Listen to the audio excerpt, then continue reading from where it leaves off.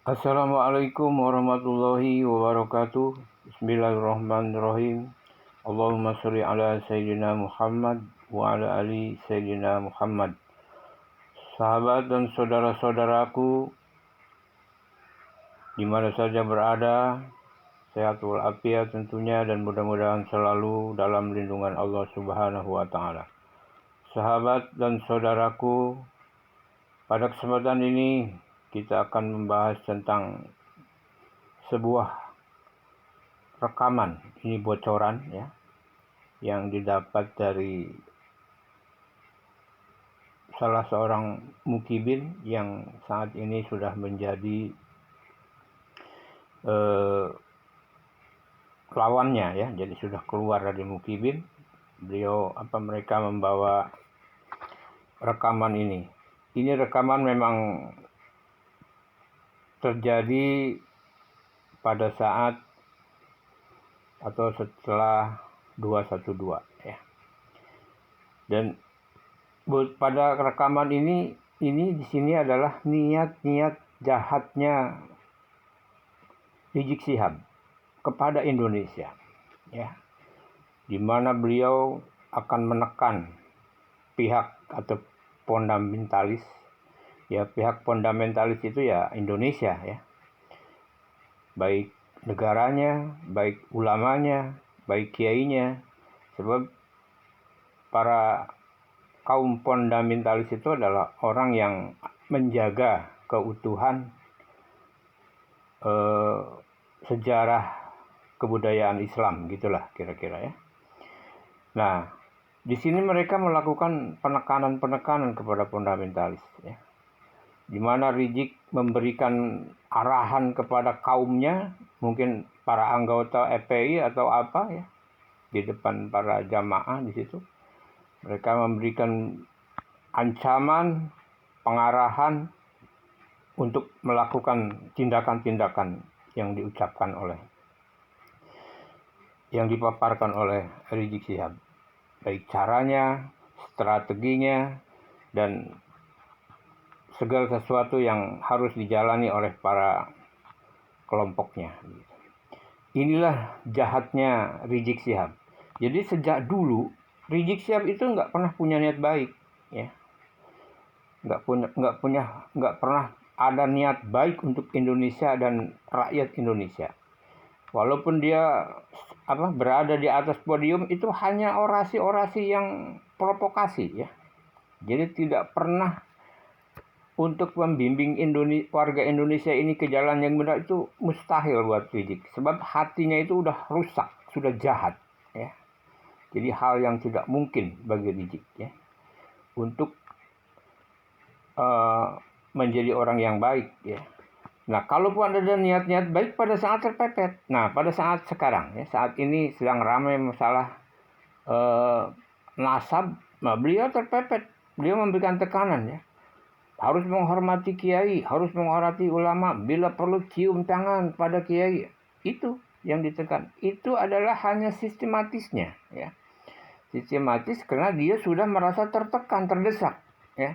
Di mana dia merasa longgar lagi, dia masuk lagi kepada segala niat jahatnya. Harusnya sudah ditangkap ini Rizik ini ya. Dan mudah-mudahan dengan saya menyuarakan ini, tolong di-share kepada rekan-rekan, disebarluaskan, agar ini bisa menjadi sikap hati-hati bagi kita mensikapi niat jahatnya Rizik Syihab. Inilah niat jahatnya Rizik Syihab. Jadi tidak pernah tersirat niat baik Rizik Syihab untuk Indonesia dan rakyat Indonesia. Yang jelas Rizik Syihab tetap punya niat akan merusak Indonesia. Mungkin di sini dia akan menciptakan khilafah ya. Pada kesempatan ini dia akan menyerukan tentang akan menjalankannya program khilafahnya. Untung dan alhamdulillah Indonesia punya NU yang kuat ya, para ulama yang mumpuni, para kiai yang canggih ya, bisa menghempas ini semua hingga terdampar. Bahkan Rizik Syihab saja sekarang barangkali sudah ketar-ketir harus lari kemana ini. Sebab nasabnya sudah putus, niat jahatnya juga sudah tercium, bahkan udah ini ya, udah terdengar banyak kalangan. Baiklah sahabat, untuk lebih jelasnya mari kita simak narasi-narasi Rizik ya pada musyawarah di sini ya. Ini mungkin dilakukannya di Madinah atau di mana, ini saya juga kurang jelas ya tempatnya, cuman waktunya juga. Cuman ya untuk lebih jelasnya mungkin teman-teman bisa lebih jelas mensikapi ini semua. Ayo kita simak musyawarah ini ya, atau permasalahan ini agar kita bisa mendapat kejelasan. Jangan lupa di subscribe dan di like serta di komen. Terima kasih. Dalam negara. Yang kedua, jangan pernah berikan ruang kepada kelompok fundamentalis di media-media resmi mainstream tingkat nasional. Yang ketiga, yaitu jangan pernah memberitakan segala kebaikan sebesar apapun yang dilakukan oleh kelompok fundamentalis. Yang berikutnya, setiap kesalahan sekecil apapun yang dilakukan oleh kelompok fundamentalis harus diviralkan, harus disebarluaskan, dan harus diulang-ulang. Nah, supaya itu melekat di hati masyarakat bahwa mereka adalah orang-orang yang tidak layak untuk diberikan tempat di kita punya negeri atau di negeri Islam. Nah, kemudian nggak sampai di situ, kelompok fundamentalis yang manapun jangan pernah sebut mereka dengan rentetan gelar-gelar akademik mereka. Nggak boleh.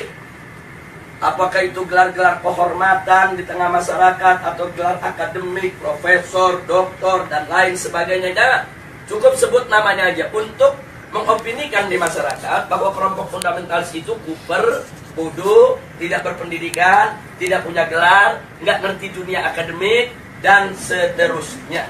Jadi cukup sebut nama mereka, tidak perlu diberikan embel-embel yang lainnya. Nah, kemudian nggak sampai di situ. Jadi masih banyak lagi yang mereka lakukan, apa yang kita alami saat ini di kita punya negeri. Nah, bagaimana para habaib, para ulama kita, bagaimana tokoh-tokoh kita di Majelis Ulama Indonesia, yaitu mereka kecilkan, mereka recehkan, mereka hina-hina, bahkan mereka mencoba mencari kesalahan-kesalahan, bahkan kalau nggak ada kesalahan, kan buatlah fitnah-fitnah yang bisa diterima oleh masyarakat tentang mereka. Dan ini akan mereka lakukan terus. Jadi artinya bagaimana cara menghabisi kelompok fundamentalis? Satu, kecilkan mereka. Dua, jauhkan mereka dari masyarakat. Kemudian ketiga, yaitu bidik daripada para tokohnya. Kalau bisa dirangkul, dirangkul. Kalau nggak bisa dirangkul, dipukul. Bisa dipeluk, nggak bisa dipeluk, digebuk. Nah, jadi ini yang mereka lakukan. Nah, baik, sekarang yang kedua. Lalu bagaimana dengan kelompok modernis? Kelompok modernis bagi mereka yaitu statusnya aman. Bagi mereka statusnya aman. Nah, aman, statusnya aman, sehingga perlu diberikan ruang. Diberikan ruang publik, diberikan ruang media, diberikan ruang dalam sistem pemerintahan, perlu didengar suaranya. Dan kalau ada dari mereka yaitu punya kesalahan, tutup itu kesalahan, jangan diviralkan. Kalau mereka melakukan kebaikan, sekecil apapun kebaikan, maka itu harus diviralkan dan harus disebarluaskan. Dan penyebutan nama mereka harus lengkap dengan segala macam rentetan gelarnya, gelar kehormatannya, dan seterusnya, dan seterusnya. Jadi posisi mereka dianggap aman. Nah, kemudian yang ketiga, kelompok liberalis. Kelompok ini mereka berikan status sangat aman. Nah, kenapa diberikan status sangat aman? Karena kelompok ini bukan hanya sekedar dianggap kawan, tapi sudah dianggap sebagai antek. Beda kawan dengan antek. Kalau modernis itu masih kawan barat, tapi kalau sudah liberalis itu antek barat. Nah, jadi mereka sudah tidak ada nilai kritis sama sekali. Nah, tapi justru kelompok ini yang mereka besarkan. Kelompok ini harus dibesarkan di seluruh negeri-negeri Islam. Jadi bagaimana caranya kelompok ini bisa berkembang? Berikan ruang, berikan finansial, berikan tempat, berikan kesempatan di media, di TV, di radio, di surat kabar, dan lain sebagainya. Kemudian pendapat-pendapat mereka viralkan, seolah-olah itu merupakan pendapat daripada masyarakat Islam internasional, dan seterusnya. Dan libatkan mereka, undang mereka kalau ada konferensi-konferensi internasional di mana saja, untuk lebih memantapkan posisi mereka di tengah masyarakat. Dan kalau mereka punya kejelekan, sejelek apapun, sebesar apapun, yaitu supaya disembunyikan. Jadi jangan kaget kalau tokoh-tokoh liberal di Indonesia ada di antara mereka yang menghamili sekretarisnya, yang memperkosa pegawainya, tidak pernah muncul di media. Jadi semua harus ditutup, tidak boleh. Tapi kalau mereka melakukan kebaikan sekecil apapun, maka kebaikan itu harus terus, yaitu dieksplorasi untuk kemudian diviralkan, disebarluaskan ke mana-mana.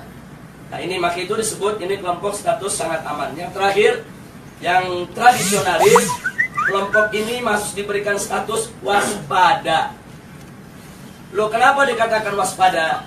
Sebab kelompok ini, walaupun mereka bukan fundamentalis, tapi memiliki 3 ciri yang sama dengan fundamentalis. Sehingga kelompok ini harus diwaspadai. Kalau kelompok ini tidak dijaga, maka nanti kelompok ini setiap saat bisa berubah menjadi fundamentalis. Nah, maka itu usul mereka, kelompok yang keempat ini dijaga. Nah, maksudnya dijaga bagaimana? Satu, jangan kasih mereka berdekatan dengan kelompok fundamentalis.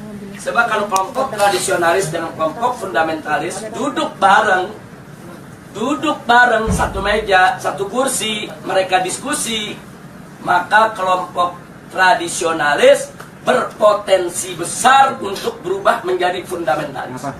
Karena perbedaan mereka cuma sedikit. Perbedaan mereka cuma perbedaan definisi ta'rif ad-demokratiyah. Itu aja yang mereka berbeda. Tapi dalam soal dukungan terhadap tatbikus syariah, dukungan terhadap igamatul khilafah, dukungan terhadap sikap kritis terhadap barat, sama. Nggak ada beda antara fundamentalis dengan tradisionalis. Mereka hanya berbeda di dalam mendefinisikan demokrasi. Yang satu mendefinisikan ya demokrasi bertentangan dengan hukum Allah sehingga harus ditangkal sama sekali. Yang satu lagi melihat bahwa demokrasi itu hanya satu cara yang kalau dibawa ke dalam ajaran Islam dia bisa Islami, kalau dikeluarkan dari ajaran Islam dia bisa bertentangan dengan ajaran Islam.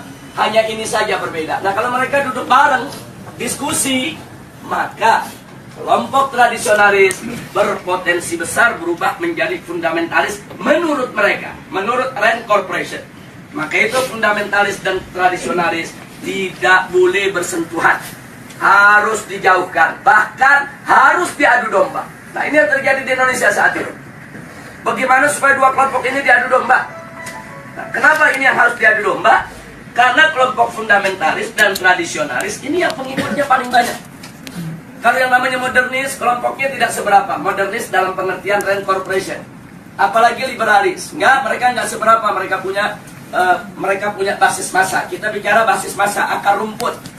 Nah, yang memiliki basis massa akar rumput yang sangat kuat hanya kelompok fundamentalis dan kelompok tradisionalis.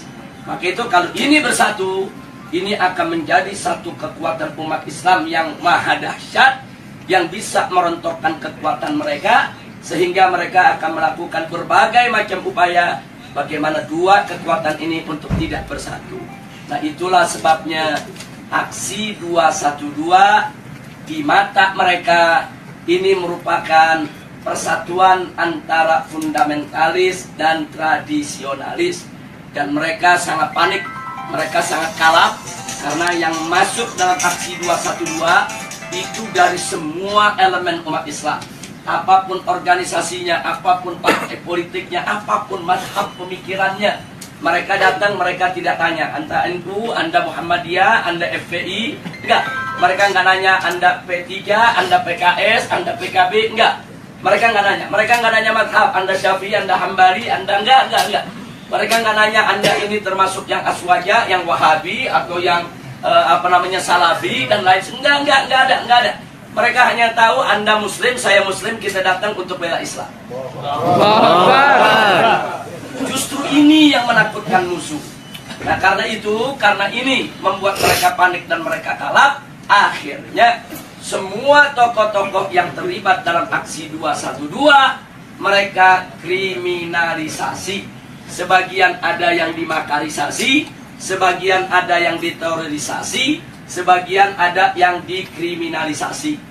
Yang diterorisasi umpamanya Ustadz Bakhtiar Nasir, dikait-kaitkan gerakannya dengan ISIS, dengan sumbangan untuk teroris dan lain sebagainya. Ini namanya terorisasi.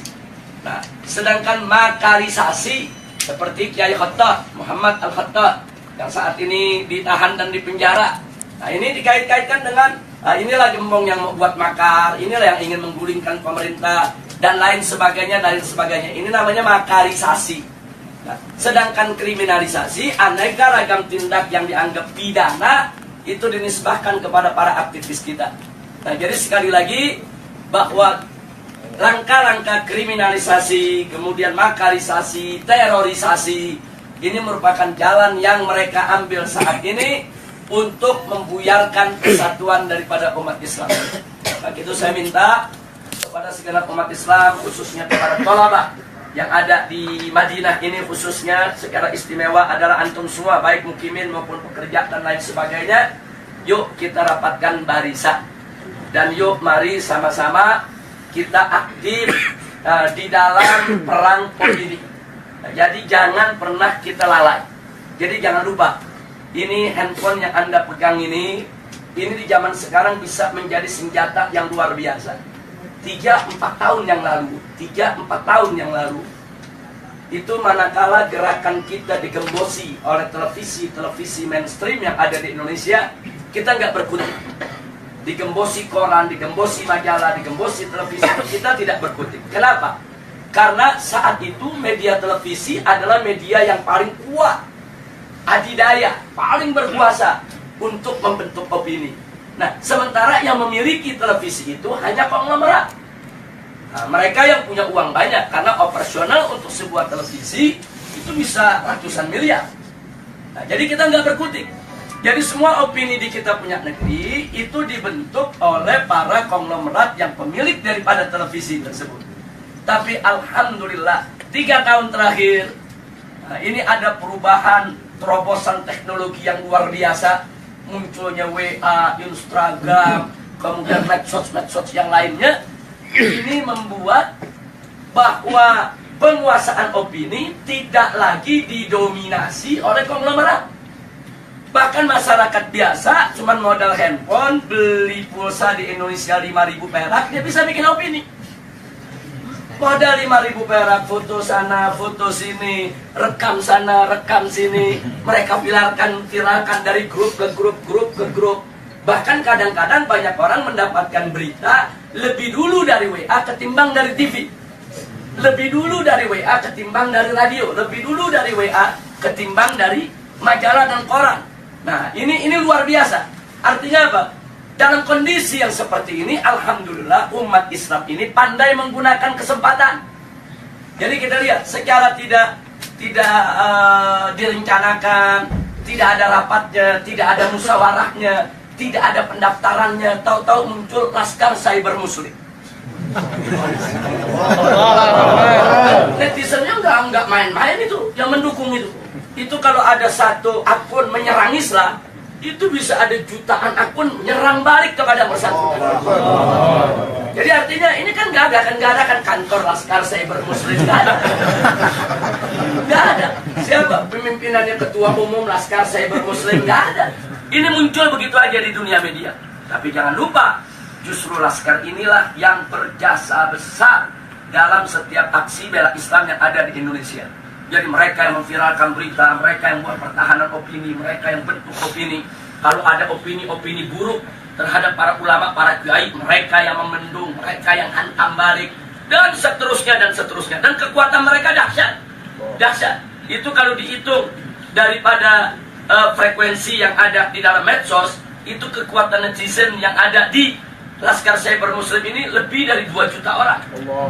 Jadi nggak main-main, mereka bisa bentuk opini. Nah, ini yang mesti kita jaga, ini yang mesti kita satukan. Nah, makanya di negeri kita, Indonesia, sekarang begitu mereka kalang kabut melihat serangan medsos, mulailah ada undang-undang untuk membatasi medsos, bikin aturan-aturan supaya medsos nggak sembarangan. Iya, karena mereka kalah. Kalau mereka menang, mereka nggak bikin aturan. Sama dengan kemarin di Jakarta, pada saat ada pilkada, begitu mereka kalah spanduk, KPU bikin aturan di putaran kedua tidak boleh ada spanduk karena udah kalah spanduk. Loh kenapa bisa kalah? Karena di masyarakat Jakarta secara sendiri-sendiri, bukan dibayar oleh calon gubernur, mereka bikin spanduk di mana-mana. Jadi spanduk calon yang seberang sana kalah banyak. Akhirnya bikin aturan nggak boleh ada spanduk. Nah, jadi seperti itulah cara mereka. Pokoknya mana yang kira-kira merugikan mereka, mereka bikin aturan nggak ada. Jadi mereka berani berbuat curang secara terang-terangan. Jadi kalau pilpres sebelumnya ada serangan fajar, kemarin ini saya sebut bukan serangan fajar, tapi serangan barbar. Loh kenapa saya sebut serangan barbar? Mereka nggak tanggung-tanggung nyerangnya pagi, siang, sore, malam, terang-terangan. Di Jakarta ada hujan sembako, banjir duit, luar biasa. Nah, jadi memang itu peristiwa luar biasa, tapi alhamdulillah Rabbuna yansurul muslimin. Amin. Muslimin di Indonesia, walhamdulillah ala barakatillah subhanahu wa ta'ala. Allah masih memberikan kemenangan kepada kita sampai saat ini. Sebelum saya akhiri, mungkin nanti ada yang ingin menambahkan atau ada ingin bertanya atau minta penjelasan. Maka di sini yang ingin saya ingatkan adalah bahwa persatuan ini penting. Allah Subhanahu wa taala qala wa'tasimu bihablillahi jami'a wa la tafarraqu. Jadi al-i'tisam bihablillah ini luar biasa. Ini daruri.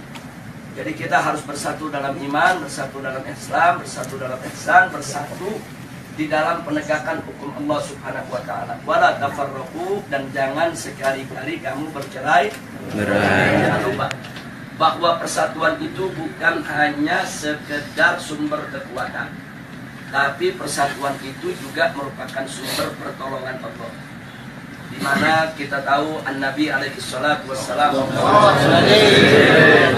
alaikum bil jamaah fa inna yadallahi ma'al jamaah. Jadi wajib atas kamu sekalian, yaitu berjamaah, bersatu, bersaudara, yaitu berjuang bersama. Nah, kenapa? Karena memang pertolongan Allah itu ada pada kebersamaan. Jadi pada saat kita bersama, kita bersatu, nggak usah khawatir, segala kesulitan akan menjadi mudah. Kenapa? Karena di situ ada keberkahan, di situ ada pertolongan Allah Subhanahu wa taala. Dan kalau Allah sudah menolong, tidak ada satu kekuatan pun yang bisa menghalanginya. Nah, saya berbagi pengalaman sedikit sebelum saya akhiri. Pada aksi bela Islam yang pertama, kita tidak ada gangguan. Tidak ada gangguan dari aparat, tidak ada gangguan dari pemerintah, karena itu merupakan aksi bela Islam pertama yang mereka nggak sangka jumlah yang akan datang. Jadi begitu itu digelar dengan mudah, tanpa halangan, tanpa gangguan, yang hadir antara 300 sampai 400-an ribu, mendatangi reskrim Mabes Polri, tapi justru setelah itu pemerintah jadi waspada. Begitu kita umumkan aksi bela Islam 2, mulailah gangguan-gangguan datang. Jadi mereka hadang, mereka halangi, mereka gembosi, menjelang daripada aksi 4/11. Tapi ternyata penggembosan itu gagal. Jadi walaupun mereka gembosi, tapi pada akhirnya aksi 4/11 itu dihadiri tidak kurang hampir 4 juta orang, 3,5 juta ya. Nah, jadi perhitungan itu dihitung dengan per meter daripada lokasi, 1 meter itu berapa orang, bisa ditempati oleh manusia, kemudian panjang itu berapa, lebar berapa, tempat-tempat lokasi yang diisi berapa. Jadi perhitungannya sangat matematis. Matematis. Nah kemudian setelah 4/11 digelar, ternyata memang umat yang datang begitu banyak, pemerintah lebih berhati-hati. Begitu diumumkan 212, mereka mulai secara terang-terangan melarang. Waktu 4/11 masih nggak terang-terangan, masih himbauan-himbauan. Tapi begitu 212, jelas-jelas mereka melakukan larangan, bahkan teror dan intimidasi. Jadi pesantren-pesantren didatangi, kiai-kiai didatangi, dibujuk, dirayu supaya tidak turun dengan berbagai macam iming-iming. Dan kalau yang nggak mau, tetap mau turun juga, mereka teror, mereka intimidasi, mereka takut-takuti dan lain sebagainya. Bahkan perusahaan bis di mana-mana, khususnya Jakarta, Sumatera, itu diteror, diancam akan dicabut mereka punya lisensi, mereka punya izin trayek, karena mereka berani mengangkut umat Islam ke Jakarta. Jadi sudah digembosi habis-habisan. Secara logika 212 gagal. Jadi besok aksi 212 malam ini saya dan kawan-kawan masih berkumpul dengan Ustaz Bakhtiar Nasir, Ustaz Zaitun Rasmin, kemudian juga dengan kawan-kawan dari MUI, kawan-kawan dari FUI, dan seterusnya. Kita saat itu melihat tekanan-tekanan yang begitu hebat. Secara logika besok ini separuh dari 411 aja udah hebat. Separuh dari 411 aja udah hebat. Jangankan separuh, bisa satu Monas saja udah cukup. Jadi memang betul-betul kondisinya tekanannya luar biasa. Nah, pertanyaannya kenapa pemerintah melakukan tekanan yang lebih luar biasa pada saat itu? Karena mereka gagal di 411. Jadi mereka nggak mau gagal lagi di 212. Tapi subhanallah, makin ditekan, makin dihadang, makin dilarang, semangat umat Islam dari mana-mana semakin menggebu-gebu. Dan akhirnya yang paling fenomenal adalah bagaimana 10.000 santri dari Ciamis berjalan kaki ke Jakarta. Allahu Akbar. Dan itu bukan tidak punya pengaruh, itu takdir pengaruh yang ada di tengah masyarakat besar. Gara-gara Ciamis jalan dengan jarak 300 km lebih, itu mendorong tempat-tempat lain gak peduli. Oh, nggak ada bis, nggak ada kendaraan, ya kita jalan kaki rame-rame. Nah, ini di luar dugaan. Dan besoknya yang hadir itu hampir 8 juta orang, 7 juta orang lebih. Nah, jadi ini adalah pertolongan Allah. Tidak ada satu orang pun, satu manusia pun, satu tokoh apapun, sehebat apapun dia, yang mampu mengumpulkan manusia sebanyak itu dengan tujuan yang sama, kecuali dengan pertolongan Allah. Semata-mata Allah punya pertolongan. Nah, akhirnya digelarlah 212. Semua itu adalah pertolongan Allah Subhanahu wa Ta'ala. Nah, kita sudah sampaikan kepada pemerintah pasca 212, mestinya energi 212 itu jangan dianggap oleh pemerintah sebagai ancaman. Jangan. Mestinya dengan energi 212 itu pemerintah lebih merangkul. Nah, itulah saudaraku ya, sebuah bukan sebuah percakapan ya, sebuah rencana ya. Rencana jahatnya Rizik yang telah kita ikuti bersama ya. Tidak ada rencana baiknya ya. Tidak ada niat baiknya. Dan kalau kita perhatikan dari forum tersebut ya, ada juga orang luarnya ya, ada mungkin itu ada yang mengenakan pakaian lengkap Arab ya, jangan-jangan ini Yahudi ya, Yahudi yang akan menghancurkan Indonesia ini ya. Jangan-jangan ini sebab mereka berbicara tadi dalam forum, di situ dihadiri oleh salah seorang perwakilan kayaknya ya, perwakilan yang mungkin membiayai gerakan-gerakannya Rizik Syihab ini ya. Ya, baiklah saudara dan sahabatku di mana saja berada, kita harus berhati-hati untuk mengantisipasi ini semua, waspada dan jangan lengah ya. Jangan pernah terpengaruh dengan suara-suara atau narasi-narasi recehan yang dikeluarkan oleh Rizik Syihab ya. Itu semua hanya bohong belaka ya. Bohong belaka. Yang jelas Rizik itu punya niat jahat kepada Indonesia ya. Yang dimaksud Indonesia ini ya negerinya, ya orang-orangnya, ya semuanya, ya kekayaannya. Ya inilah niat jahatnya dari Rizik Syihab. Mungkin sudah ada pembicaraan, bahkan ada yang membiayai segala gerakannya Rizik Syihab ini ya. Sebab tidak henti-hentinya ini ya. Sejak tahun 2017 ya, 2017 ini kayaknya, 2017, 19, 20 ya, apalagi zaman Presiden Jokowi ya. Baiklah, terima kasih bagi yang sudah mengikuti. Terima kasih bagi yang sudah subscribe ya, dan bagi yang tidak sepaham atau punya pendapat lain, silakan tulis komentar agar kami bisa lebih mengerti lagi. Terima kasih. Wabillahi taufiq wa hidayah. Wassalamualaikum warahmatullahi wabarakatuh.